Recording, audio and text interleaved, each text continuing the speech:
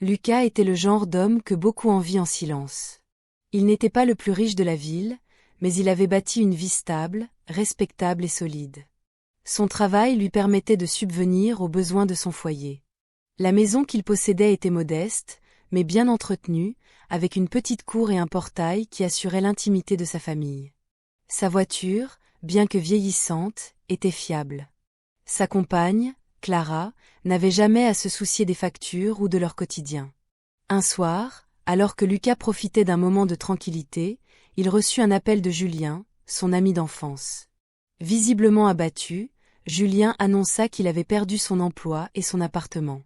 Lucas, pensant à leur amitié de longue date, lui ouvrit sans hésiter les portes de son foyer. « Viens rester avec nous jusqu'à ce que tu te remettes sur pied, » lui dit-il. Quand Julien arriva, il n'avait qu'un petit sac et un regard triste. Il remercia Lucas et salua Clara d'un geste respectueux. Rapidement, il s'intégra au quotidien, se levant tôt pour faire le ménage et aidant à la cuisine. Clara trouva cela rafraîchissant. Ici était un homme qui se souciait des détails et aidait sans qu'on le lui demande. Au fil des jours, l'atmosphère dans la maison changea. Julien ne se contentait pas d'être un invité, il devenait une présence incontournable. Clara, bien qu'elle ne s'en rendît pas compte, commença à le remarquer plus qu'elle ne le devrait. Les conversations innocentes se transformaient lentement en échanges plus profonds. Un soir, alors que Lucas travaillait tard, Julien et Clara se retrouvèrent dans le salon. Julien, avec une voix douce, commença à parler de ses rêves, de la vie qu'il avait perdue, et de la façon dont il espérait tout récupérer. Ses paroles, pleines de passion, touchèrent Clara d'une manière inattendue. « Une femme comme toi mérite mieux, » lui dit-il un soir, baissant la voix. « Tu es incroyable, mais Lucas ne le voit pas. Je te traiterai comme une reine. » Ces mots ressonnèrent en elle, faisant germer des pensées qu'elle n'avait jamais envisagées. Peu à peu, son cœur commença à pencher vers Julien. Les échanges innocents se transformèrent en regards plus longs et en gestes plus intimes. Un soir, après un dîner arrosé de vin, leurs mains se frôlèrent, et un frisson traversa l'air. C'était comme si un mur invisible venait de tomber. Leur liaison devint un secret, une danse délicate entre désir et culpabilité.